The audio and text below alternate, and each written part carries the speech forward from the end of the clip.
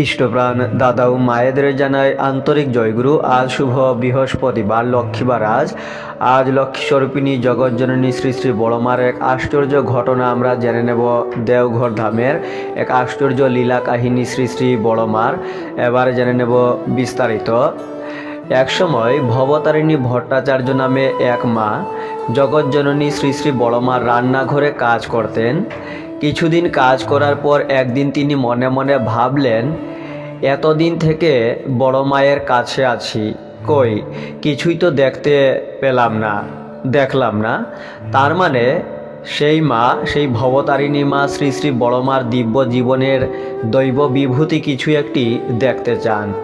সেদিন বৈকালে তিনি বড় দালানের উপরতলায় পূজনীয় ছুটদার ঘরে গিয়েছিলেন। নেমে আসবার সময় তিনি দেখলেন জগৎজননী শ্রী শ্রী বড়মা সিঁড়ি বেয়ে উপরে উঠছেন। ভবতারিণী মা জগৎজননী শ্রী শ্রী বড়মাকে পাশ কাটিয়ে নিচে নেমে এসে রান্নাঘরে ঢুকতেই দেখেন জগৎজননী শ্রী শ্রী বড়মা মুড়ার উপর বসে আছেন। তিনি সঙ্গে সঙ্গে কাঁপতে কাঁপতে দাঁতে দাঁত চেপে বড়মা বলতে অজ্ঞান হয়ে মাটিতে পড়ে গেলেন। নিকটবর্তী লোকজনেরা ছুটে এলেন ঘটনাস্থলে। জগৎজননী শ্রী শ্রী বড়মা তখন রান্নাঘর থেকে এক ঘটি জল নিয়ে এসে সেই মায়ের নাকে মুখে জলের ঝাপটা দিতে দিতে বলতে থাকেন, ওই কি হয়েছে? এই তো আমি তো।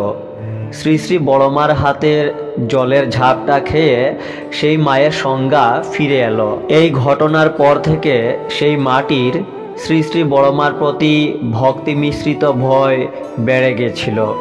শ্রী শ্রী বড়মার প্রসঙ্গ হলে তিনি বারবার হাত জোড় করে কপালে হাত ঠেকায়ে বলতেন, বড়মা মহামায়া আদ্যাশক্তি স্বয়ং নারায়ণী। তথ্যগুলি তোমারই ধ্যানে আমি হয়েছি হারা।